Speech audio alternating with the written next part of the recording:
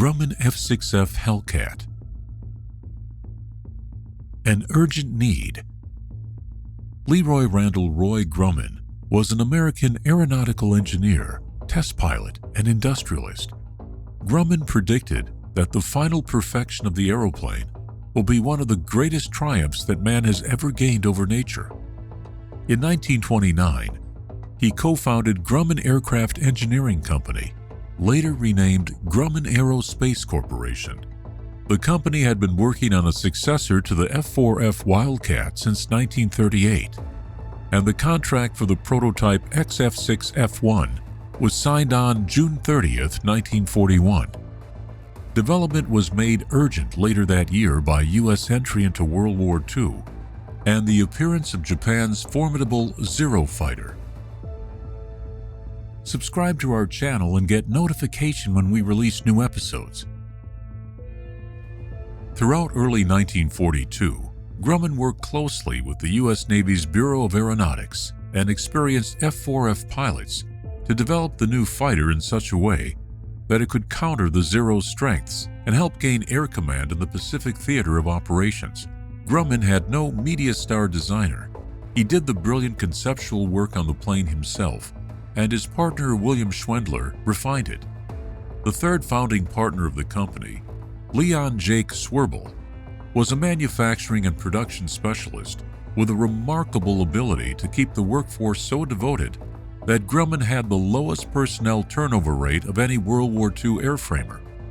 Much of the real engineering was done by Richard Hutton, widely admired in the industry but hardly a household name. The first flight came on June 26, 1942, and a contract for large-scale production immediately followed. Grumman's design philosophy was to produce an aircraft in which a pilot could become proficient in a short time and that was easy to operate from a carrier, yet could outperform the enemy. Initial development proceeded virtually without incident, and the fighter proved tough, reliable, and durable. It was viceless and turned out to be the ideal plane for young, inexperienced ensigns to operate from aircraft carriers. Grumman claimed it had been designed to be flown by 200-hour farm boys. The U.S. Navy much preferred the more docile flight qualities of the F6F compared with the Vought F4U Corsair, despite the superior speed of the Corsair. This preference was especially noted during carrier landings, a critical success requirement for the Navy, in which the Corsair was fundamentally flawed in comparison. In addition to its good flight qualities, the F6F was easy to maintain and had an airframe tough enough to withstand the rigors of routine carrier operations. More than 1,000 F6Fs had been built before the plane got a name. Tomcat had been considered, but in the mid-1940s, that was considered a bit too risque. It would take a couple of generations before the concept of a randy animal was considered appropriate. Roy Grumman himself chose the name Hellcat, so profanity trumped sexuality. Power and armor. The Hellcat had begun life as a proposal that Grumman build a wilder Wildcat, and while designed as a successor to the F4F, the F6F sported significant differences. It was simply bigger and more powerful with more armor, firepower, and fuel. Initially fitted with a 1,700 horsepower engine, design changes dictated a more powerful 2,000 horsepower Pratt Whitney model. The Wildcat's main gear retracted into the fuselage using a hand crank and had a notoriously narrow track, but the Hellcat's gear were hydraulically actuated. Main gear set wide and mounted in the wings and retracted backwards, rotating 90 degrees to lie flat. The Hellcat also had a retractable solid rubber tail wheel. Armament consisted of 650 caliber 12.7 millimeter Browning machine guns, 3 mounted in each outboard section of the wing, with 400 rounds per gun, compared to the early Wildcat's 450 caliber guns. The Hellcat was fitted with 3 self-sealing fuel tanks, one under the pilot's seat with 60 U.S. gallons, and one in each wing with 87.5 U.S. gallons, making a total capacity of 235 gallons, over twice that of the Wildcat. The Hellcat's strength literally was its simple and straightforward design. In those days, Grumman's credo was make it strong, make it work, and make it simple. Plane fuselage and empennage are all straight lines. A Hellcat's wings were simple geometry-class trapezoids with a total area of 334 square feet. Because the plane had to be stored in the limited space of an aircraft carrier, the wings could be folded away. The Hellcat's wings were the largest of any World War II single-engine fighter, Allied or Axis, and it's often overlooked that the F6F was a huge airplane. The P-47 was larger, but only by inches. The Grumman patented stow-wing diagonal axis pivoting system, much as in the earlier F4F, had a folded stowage position parallel to the fuselage with the leading edges pointing diagonally down. It's easy to imitate an F6F's folding wings by sticking your arms straight out to the sides. When the locking pins were hydraulically retracted, a Hellcat's wings, your arms, fell down and arced back, nearly brushing the flight deck in their smooth swing. None of their motion was upward, as in conventional carrier plane folding wings, and the weight of the wings provided nearly all the momentum needed to complete the fold. This meant two deck crewmen could handle the swing of a Hellcat wing and secure it in place. Having been a naval aviator, Roy Grumman specified that absolutely the last thing to fail on a Hellcat should be the cockpit. He and his engineers protected an F6F pilot with 212 pounds of armor plating, plus two more big sheets bracketing the oil tank just ahead of the instrument panel. The Hellcat was called the aluminum tank by its pilots because it could absorb unbelievable punishment and still bring a pilot back to his carrier. Typical quotes from pilots who brought home battle-damaged Hellcats were mostly holes where the airplane used to be, and more air going through it than around it.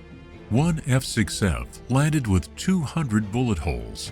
Grumman cranked out so many F6Fs that the Navy had to ask the company to slow down. At one point, a rumor circulated that Grumman was going to lay off workers because they needed to build so many Hellcats.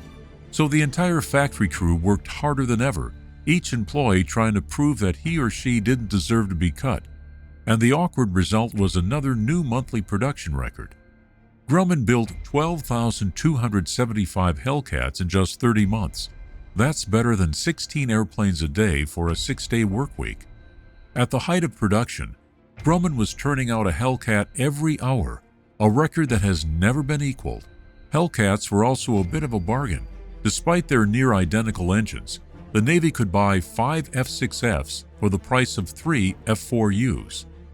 World War II action. The Hellcat first saw action against the Japanese on September 1, 1943, when fighters off USS Independence shot down a Kawanishi H-8K Emily flying boat. Soon after, on November 23rd and 24th, Hellcats engaged Japanese aircraft over Tarawa, shooting down a claimed 30 Zeros for the loss of one F6F.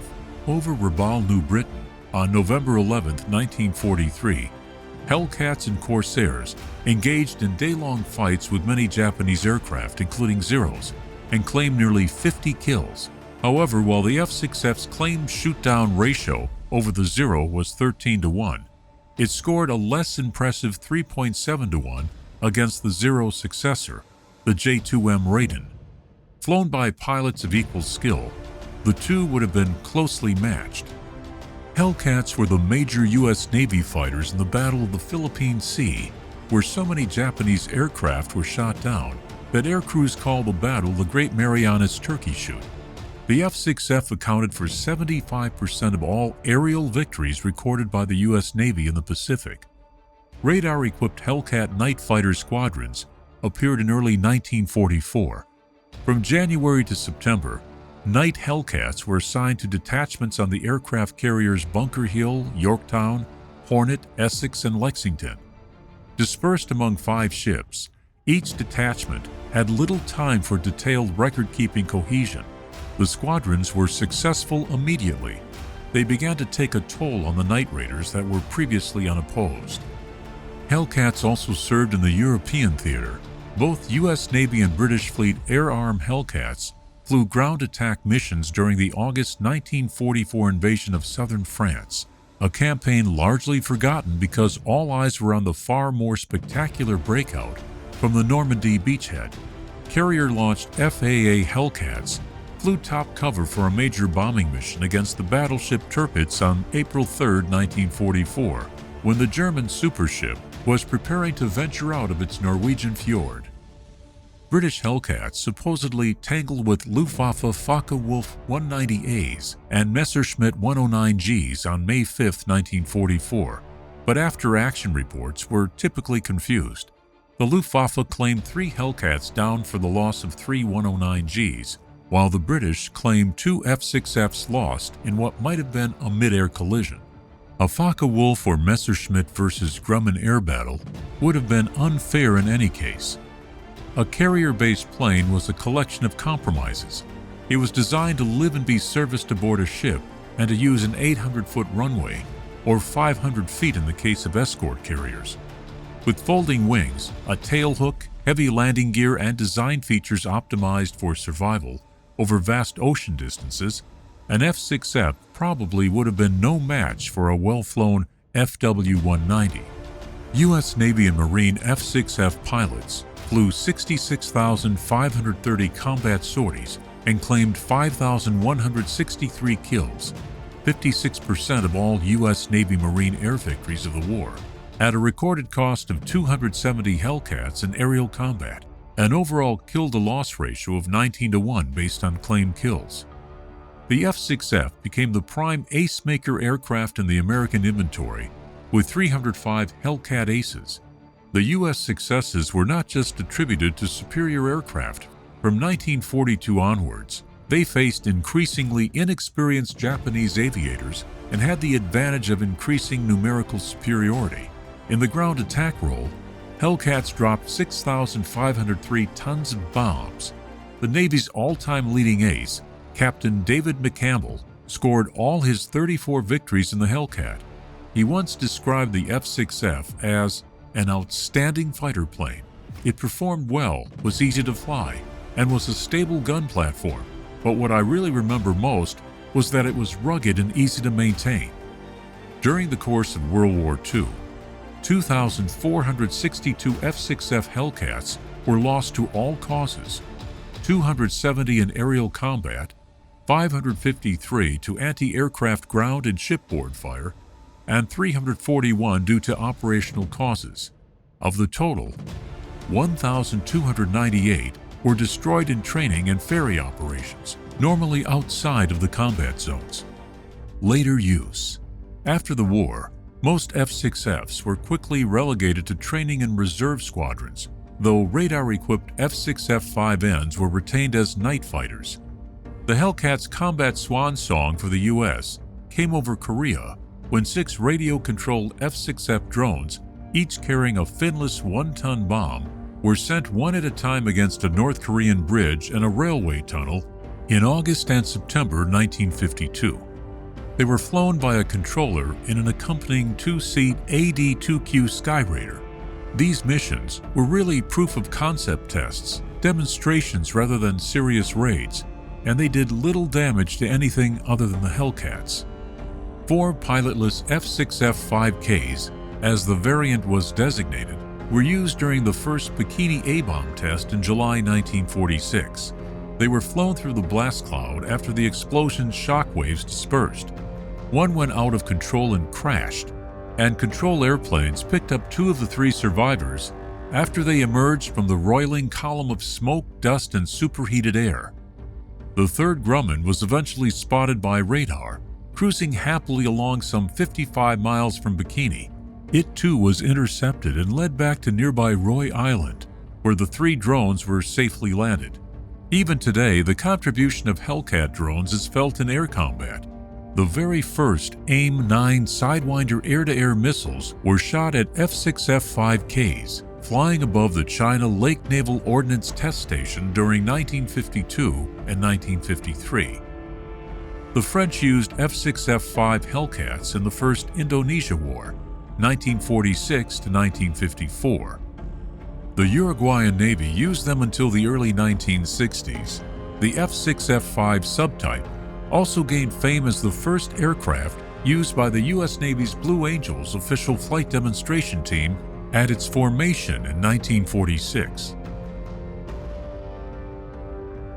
If you like these types of videos, subscribe to our channel and get notification when we release new episodes.